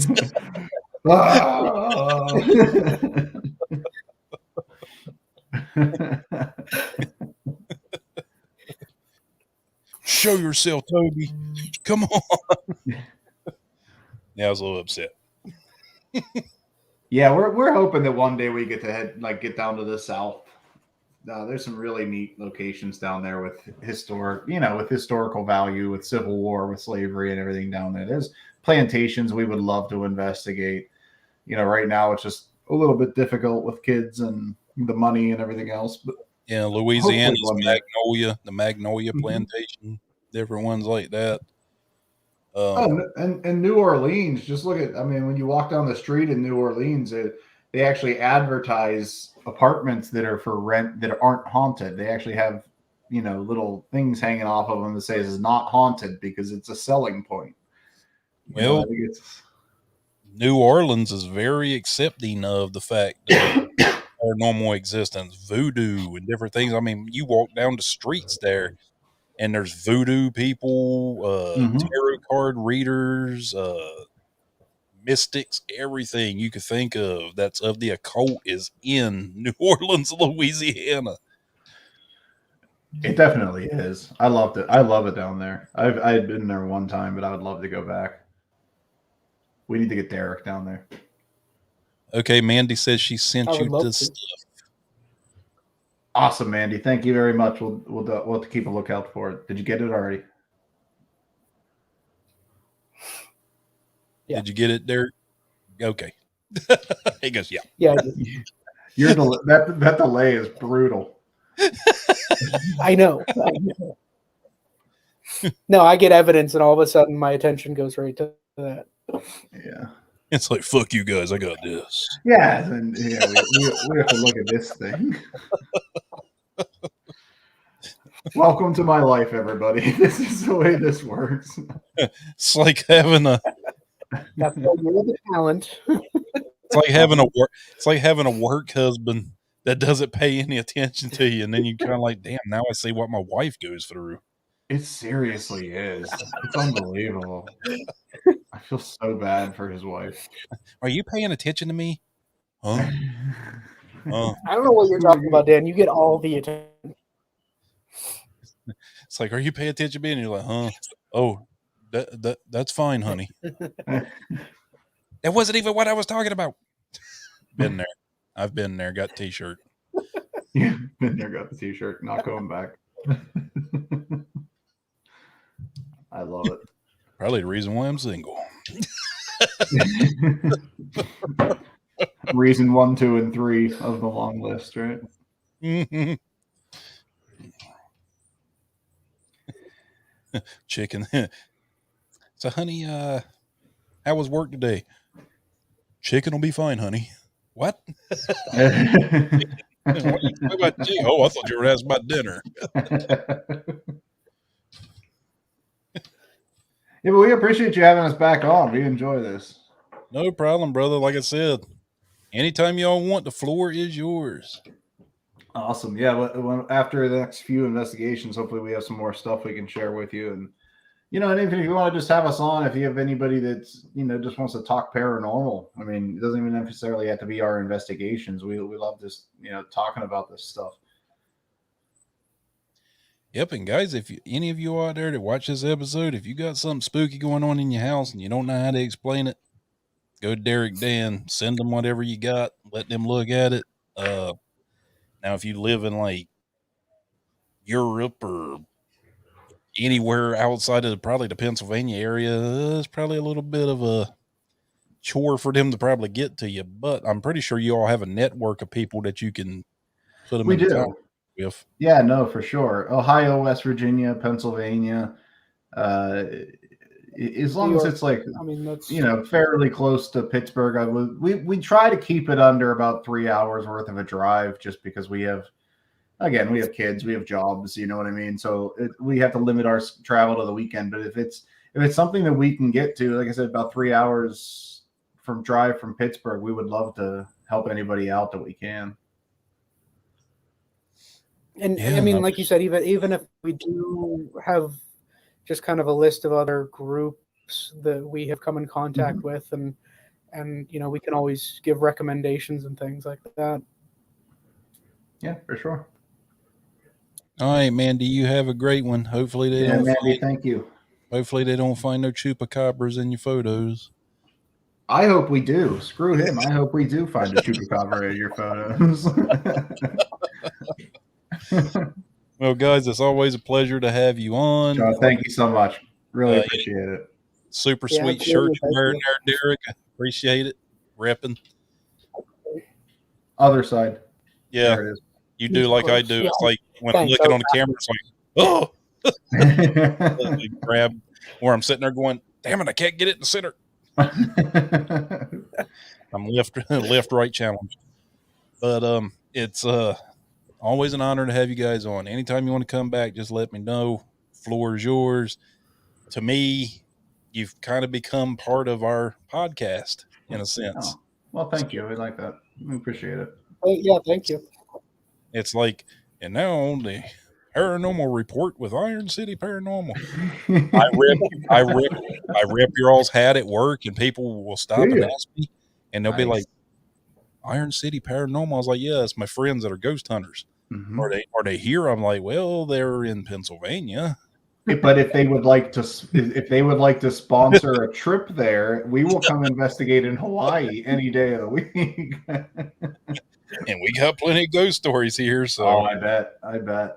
The faceless woman at the old drive-in, that if people look at her, you die. That one I would prefer to send Derek first. Derek can go in first on that one for sure. The green lady that hangs out by this lake here that causes soldiers to commit suicide. Oh shit! Yeah. Well, you know what we also do kind of like in between investigations is I'll put together these like little short stories. I'm sure you've seen them. You've made reference to them before. But, if you send us any of that stuff, we do a little bit of research and put something together on it and even kind of toss those kinds of things up.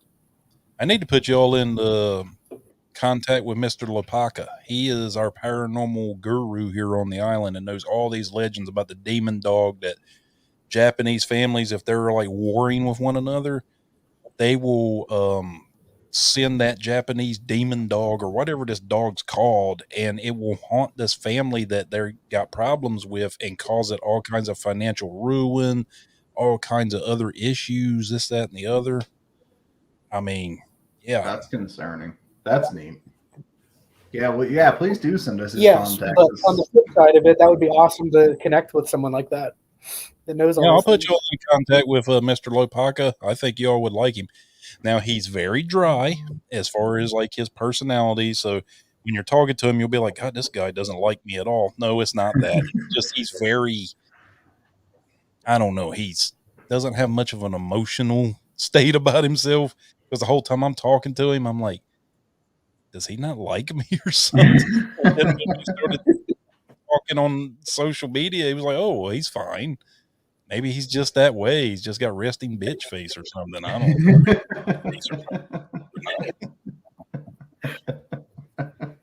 But he's super smart. He was talking about when he was in the hospital as a kid, he literally talked to his dead friend that supposedly his grandmother, I will send you all the episode of me and him.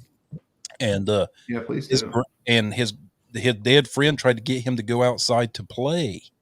Well, his grandmother, who was in tune with Oh spirit and shit. stuff, grabbed him and said, "Do not follow him. That is not your friend. That is a spirit that's trying to make you cross over." Oh wow. Jeez. Wow. So there was a spirit there in his hospital room that was trying to take him, and his grandmother had to intervene. Thank God she was there. My God. Wow. Yeah. Yeah, we definitely need to talk to that guy. For sure. The Ashwang, I think it's called the Ashwang. It's a Filipino demon that feeds off of the blood or something of pregnant women. Yeah, just different. I mean, it's crazy here, Wow. bro. There's all kinds of crazy stuff. Like the Menehune I was telling you about earlier, man. If you ain't nice to them, man, they'll take you off to Narnia or something, according to legend. Like literally, people will go out and put offerings out to them to just appease them, because if not, they'll cause you all kinds of mischief, man, and just ruin your life. Wow. Yeah, there's a lot of vindictive spirits in Hawaii, I think. Yeah, not too bad. Now we do have some the veteran cemetery on Schofield Barracks actually has a woman that has been seen to walk in between the graves, and she stops at like each one of them and just looks at it, and it's almost like a ghost that's maybe an old ghost of an old female caretaker of the graveyard, but they say that when they go to try to approach her, she disappears. Wow. Um, the command building for 25th ID. Now, this is not anything I've ever experienced, but we have what's called division staff duty, where if you're E7 and above, which is sergeant first class and above, you have to do a 24-hour shift pulling guard on the command building, right? Mm-hmm. And E7s that I've talked to said that at certain times at night, you hear residual screams, gunfire, and all kinds of other stuff from upstairs, and nobody at night will ever go upstairs. And that place got lit up during Pearl Harbor. Mm. And they think what it is the residual of the Pearl Harbor attack taking place up there. Oh, I just saw Karita. We didn't know you were on this stream. Wait, hi, Karita. She goes, "I'm gonna be jealous if you get to We missed investigate you. why." I didn't know she was on here. That's fantastic. And So then if you find anybody that can sponsor a paranormal investigation trip to Hawaii, make sure we include her too. Karita is from Hidden Marietta that we talk about all the time. So she's one of us. she's one of the Ghostbusters. She's great. No, they're all great. Everybody in that group is phenomenal. Miss you all too. Oh, Look at that. look at that love coming Look in. at that. We're not just smoke and mirrors. We're actually good dudes. Hey, Karita, if you ever want to come on, just let me know. I'll have you on too if you're a gang of paranormal misfits. Oh yeah, you'd love them. They're a lot of fun. We'd get on with them too. That would be so much fun. Yeah, really. That's. I mean, she's a part of that group that we showed you those pictures of the island and even the video with that picture of the eye appearing out today. Whoa. That's getting too big for your britches there. Honorary FECP. I don't know. Derek and I have to talk about that. No, absolutely you are. Absolutely. You got prospect status right now, Karita. You got to get patched in. Yeah, you're under consideration. You don't get to wear the cut just yet. No, just picking. You said one of us. Yeah, Yeah, that would actually be a lot of fun to do like a joint episode with them because they've got some really their group is the one that runs that the investigations at the Anchorage mansion. That was where those eyes were that we were looking at earlier. That video of the eyes in the corner. That's exactly that's that group right there. So they've got a lot of cool stories to tell. Yeah, Karita, hit me up and we'll get you on, and you can show off some of your stuff. She's goes, at right. the Anchorage right now. Yep. Damn, I'm jealous. That's a great location. I don't know if anybody's on here from Ohio, but if you're ever around Marietta, Ohio, the Anchorage Mansion is a phenomenal location for, history as well as paranormal experiences. If you're ever around that area, make sure you stop in and see them. Yeah, my dad lives in Ohio, but he lives down towards the Ohio-West Virginia border. So I don't know where Marietta, Ohio is. It's very close to the southern border of Ohio. Okay. Yeah, so it wouldn't be far for him. You should just send him up there. Let me send her my Instagram. Podcast.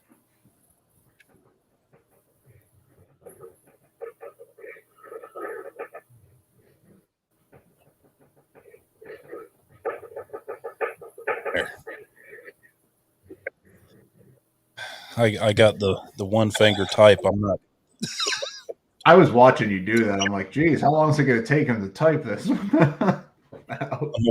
I'm a one finger warrior. Hey, but you get the job done. That's all that matters. Yeah. Sitting there trying to write an email and say, hey.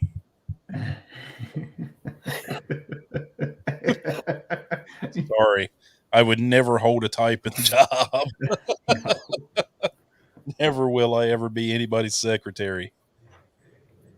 How many words can you type per minute? 20. I was going to say 12. Hey, trying to set the bar a little bit higher there, Dan. I'm probably around 12. I can't type for shit.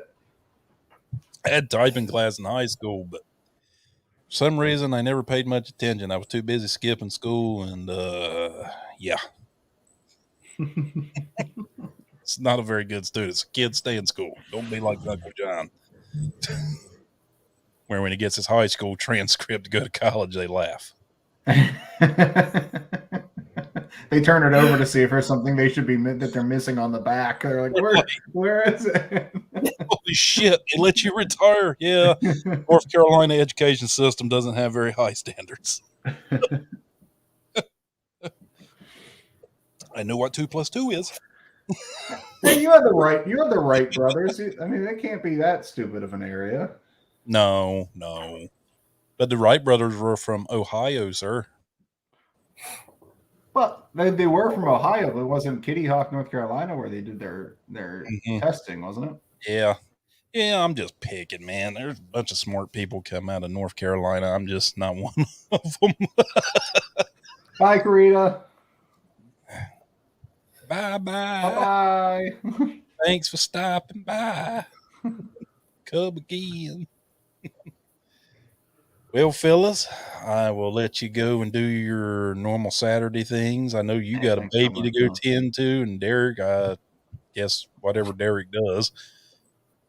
He's got some ghosts to go scare somewhere. I don't know. We're not sure. But yeah, no, thanks. Thanks I have so a much, lot of John. evidence to go through. Thank you.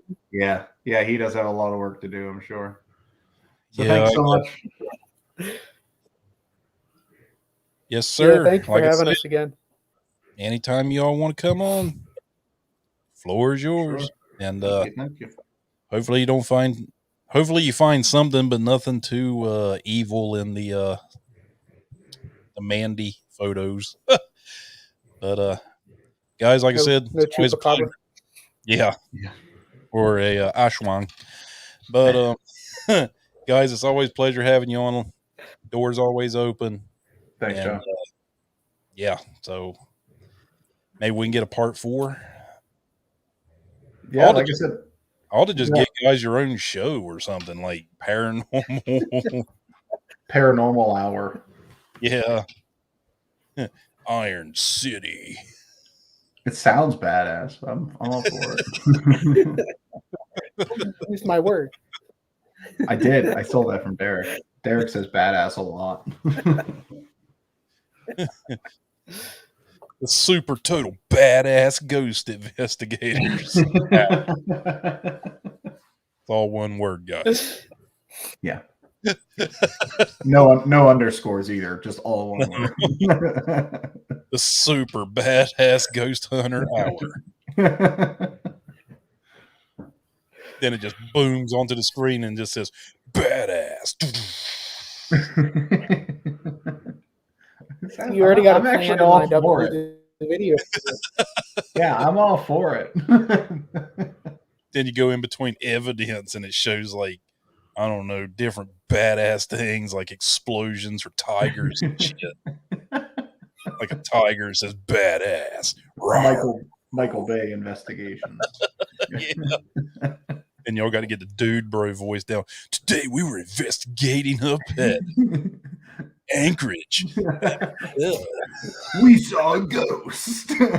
We totally kicked its ass. Just look at the footage. That ghost won't be haunting anybody else now. Because he got badass. Zach Bagans might sue for that because he likes to be the dude bro. He does. Very much so. Very much. I get a kick out of him trying to be such a badass, and then all of a sudden he comes running out. It talked back. That I sent you for that Amityville in space or whatever. The dude totally has the Zach Baggins voice down, like to a T. That I will not watch that movie. That is a bad movie. That's why I sent it. My name is Zach Baggins, and me and my crew. I better stop before he shows up at my door one day. Cease and desist. Yeah, I don't like fighting. And he's in way better shape than me. Yeah. So obviously his cardio is way better. I got to make it fast. So, which means I'm gonna have to hit him with a blunt object. It's all right. You got the military background. I don't mean shit. I'm out of shape, son. But hey, guys, I'm getting the call. I got to get going. All right, fellas. Hey, thank you so much for having us. Thank you for joining us today. And like I said, Iron City Paranormal. Go check them out on Instagram. They have Facebook too. They have all the socials. So thank you for joining us. Hopefully we can get these guys on again. And This is John, Derek, Dan from Iron City Paranormal. And we will see you again next time on Behind the Birds.